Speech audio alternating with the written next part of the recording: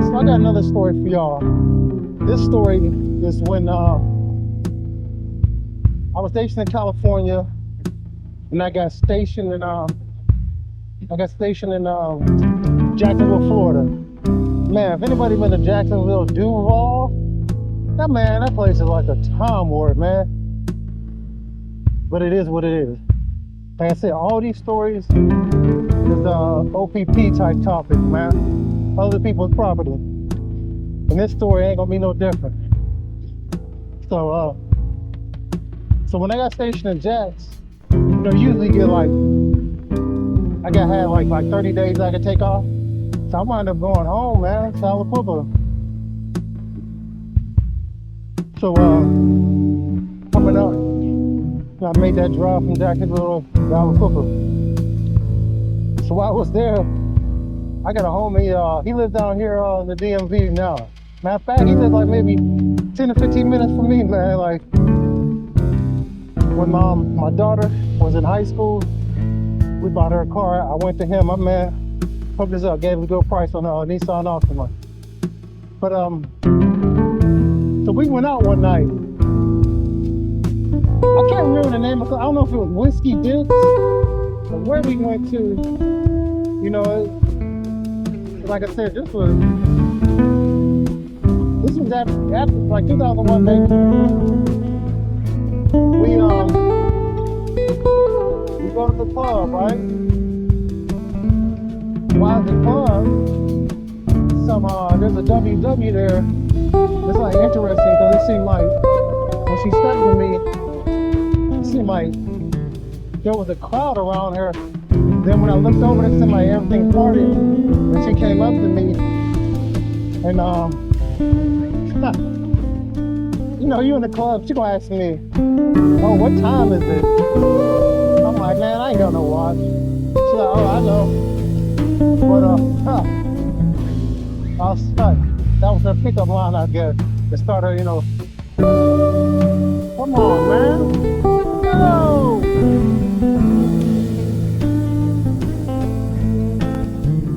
So, I guess that was her pickup line, right? So, we started talking, and things started moving pretty fast there, right? So I told my boy that I went to the pub with, I tell him, "Yo, we're gonna go out to the car and talk." So I'll be outside. I think I had a cell phone at this point. So, things get hot and heated. Some things transpire in the car.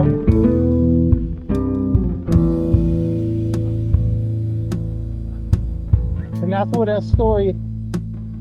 that part of the story ends, but the story don't end. So we keep in touch. I had a place down on the west side in Jacksonville, off 103rd Street on California Avenue. So like I said, I was living on the west side of Jacksonville, 103rd Street. So we kept in touch. So she wound up flying down, come down to see me for a minute. So the story, there's some details I am gonna leave out.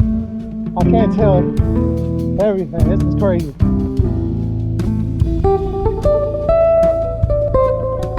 But she was OPP at the time.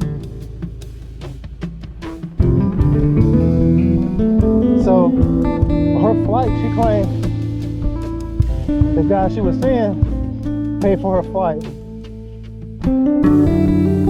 Because I told her I wasn't paying for the flight.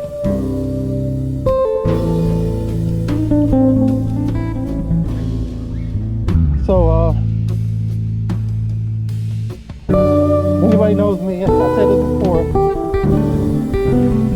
I'm not a drinker. It's not my thing. So like the first night, I think she bought like 6-pack, like a Kahlua.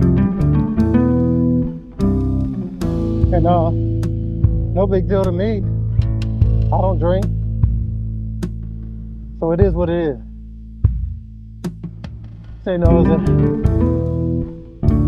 when days go on, like I said, she was down for maybe like a few days. We got one night to eat. I guess she got a little too much intoxicated, but I'm not gonna make no excuse for her. Cause what transpired tonight was crazy, man. And I'm gonna put y'all up and let y'all know how crazy this night got. You know, we came back from after eating. Like I said, she had a little bit, she looked intoxicated. She, you know, things started getting hot and heated. So she asked me, did I want to try something crazy, something freaky. That's what the word say. I want to do something freaky. I'm like, I'm down depending on what it is. She's like, well, go to the fridge and get one of those Kahlua bottles. I'm like, the fridge? They're like, yeah, the refrigerator. All right. So I go to the refrigerator, get a Kahlua bottle. So when I come back from the refrigerator with the Kahlua bottle, she says to me, she gives me this look, you know what you can do with that bottle? And she points down to the crevice. You know? Not to get into too much detail. So at first, she's telling me I'm playing games with the bottle, and she tells me to stick the bottle in her. And then she pushes the bottle all the way down. So like you can't see the bottle no more, it's like gone. So eventually, that's a most descriptive I did. So after that, she's like, feel that, it's cold, right? So after that, man, I was highly disgusted, man, with the decision she's made in her life to this point. It's obvious she has no discretion. I mean, I was done. So the next morning, right, my boy, he lived in an apartment complex like right next to mine, and he I went over his house like early, man. I know he don't get up that early like this was because I said this was like during the week. It was like a Saturday. So I get over there, 8 o'clock. I go hang with him. We hang out the whole day, man. It's like 8 o'clock at night when I go back home, man. And she was calling me. My cell, I wouldn't pick up. I can say I was disgusted by her. The decisions she'd made up to that point in her life. And her life was just gonna get worse at that point, I realized it. So I came back, she wanted to argue and fuss, telling me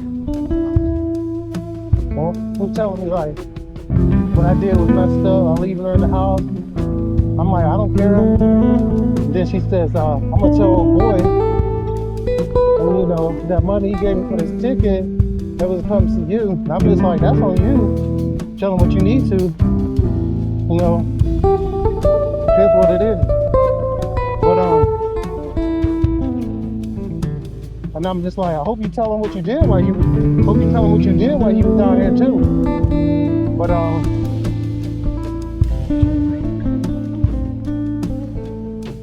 so then after that, she got I guess she felt as though like I was gonna punk out. She was like, take me to a hotel near the airport. I can stay the rest of my time there. I was like, okay, let's get your stuff, let's go. Huh. So I wasn't wasting no time letting her roll out. And I sat at that was like the last time I seen her till like a few years ago. But yeah, that's how I went down in Jacksonville.